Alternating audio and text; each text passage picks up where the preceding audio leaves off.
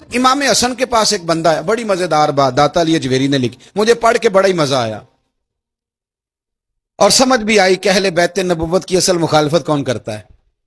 ایک شخص آیا تو اس نے آ کے نا معاذ اللہ حضرت مولا علی شیر خدا کو، معاذ اللہ ثم معاذ اللہ، امام حسن کے والد کو برا بلا کہا، پھر امام حسن کو کہا، وہ برا بلا کہتا جا رہا ہے، امام حسن مسکراتے جا رہے ہیں، ہنستے جا رہے ہیں۔ انجوائے کرنے کا آپ کا موڈ بن جائے تو سب کچھ انجوائے ہو سکتا ہے، لیکن اگر آپ نے مرچیں دانتوں کے نیچے رکھ کے اچھی طرح چبا لی ہوں اور کانوں سے بھی دھواں نکل رہا ہو تو پھر تو بھائی کوئی چیز بھی انجوائے نہیں ہوتی، پھر تو قصور یہ ہے کہ مرچیں نہیں چبانی تھی، آپ نے اپنا مزاج خود بڑا کڑوا کر لیا ہے، وہ کیسے کام چلے گا۔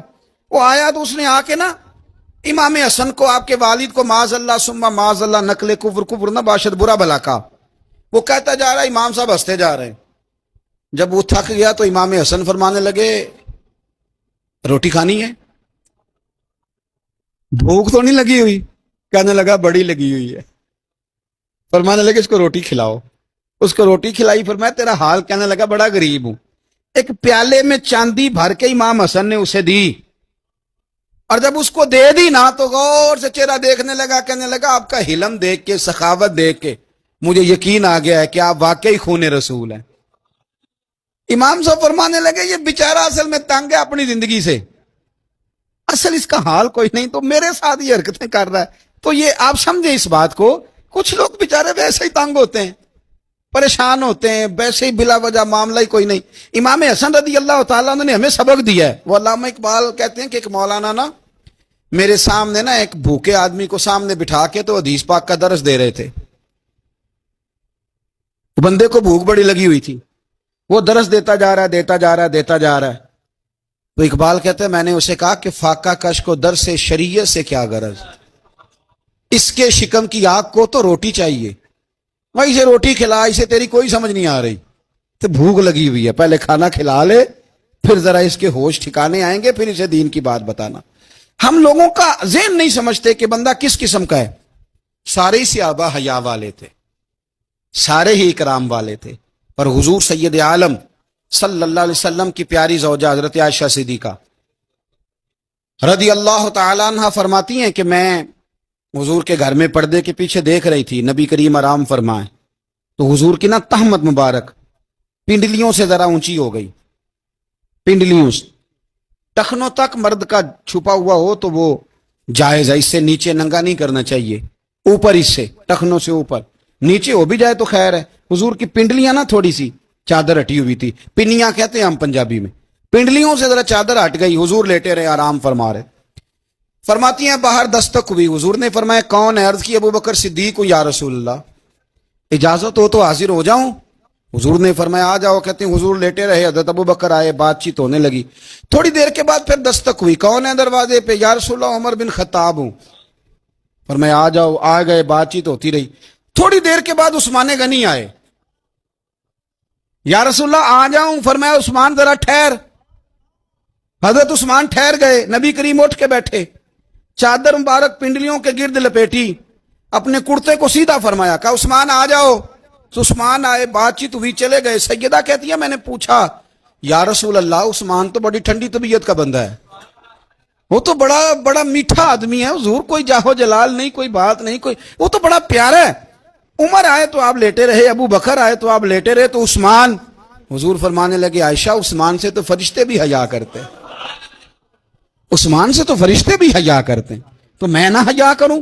آپ اس بات کو سمجھیں، غور کریں کہ اگر ان کی طبیعت اس طرح کی ہے کہ وہ کہتے ہیں کہ وجود زیادہ چھپا ہوا ہونا چاہیے، تو نبی پاک نے ان کی طبیعت کا خیال کیا ہے، حضور نے ان کے مزاج کا۔ آپ کو نہیں پتا کہ ابا جی آپ کے کیا سوچتے ہیں، کیا چاہتے ہیں؟ آپ کو نہیں پتا آپ کے استاد کا مزاج کیا ہے؟ آپ کو نہیں پتا آپ کے مرشد کامل کی طبیعت کس طرح کی ہے؟ وہ کن باتوں میں راضی ہوتے ہیں، کن میں ناراض ہوتے ہیں، ہمیں سارا پتا ہوتا ہے، لیکن ہم چاہتے ہی نہیں صحیح کرنا معاملات کو۔ ہم اپنے وجود پر تھوڑا سا بوجھ ڈالنا ہی نہیں چاہتے، اپنی طبیعت کو تھوڑا سا تکلیف دینا ہی نہیں چاہتے۔ حضرت صدیق اکبر رضی اللہ تعالی، مالدار آدمی، کروڑوں پتی شخص، لیکن انہوں نے نا ایک موقع پہ ٹاٹ کا لباس بھی پہن لیا۔ تو کسی نے ان سے کہا ابو بکر یہ کیا؟ فرمانے لگے نبی کریم کو میرے آقا کو غریبی پسند ہے تو ابو بکر غریب بن گیا ہے. ختم ہو گئی. جے سونا ہی میرے دکھ وچ راضی تے میں سکھ نو چلے ڈاواں. ٹھیک ہو گئی بات. وہ جس حال میں رکھے اس حال میں راضی رہنا ہے. یہ جو مزاج ہے نا ہمارا کہ میں ڈھلنا نہیں چاہتا, میں بدلنا نہیں چاہتا, ہم تو غلام ہیں پھر بھی نہیں بدلتے.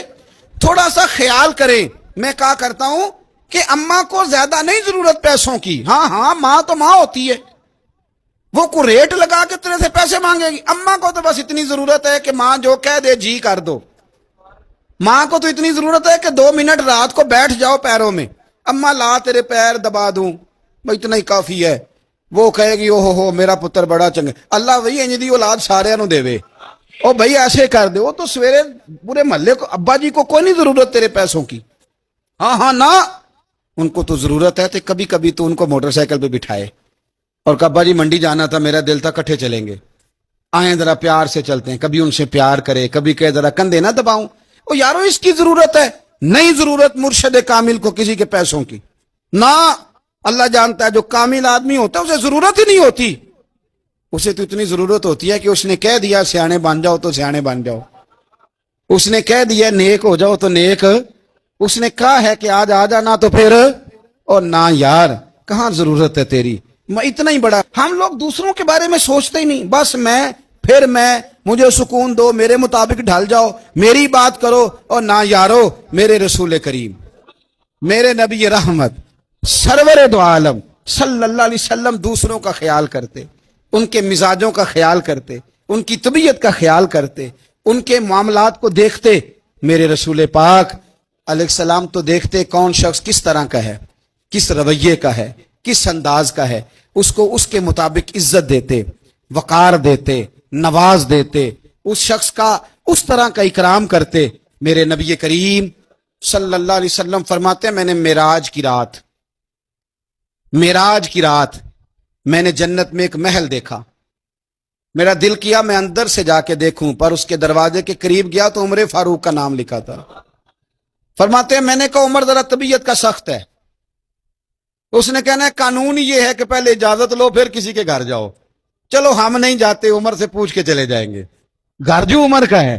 نہیں آپ کو سمجھ آئی میری بات کی یار, نہیں سمجھے. جن کے قدموں کے صدقے گھر ملا ہے, اگر وہ یہ خیال کرتے ہیں کہ سامنے والے سے پوچھ لینا چاہیے, نہیں آپ نہیں سمجھے. او بھائی جن کے برکت سے وہ مکان ملا ہے, اگر وہ مزاج کا اتنا خیال رکھتے ہیں تو پھر مزاج رسول کا بھی تو خیال ہونا چاہیے نا. پھر مزاج سنو. پھر نبی کریم صلی اللہ علیہ وسلم واپس آئے. حضور نے بتایا وہ عمر تیرا مکان بڑا پسند ہے یار.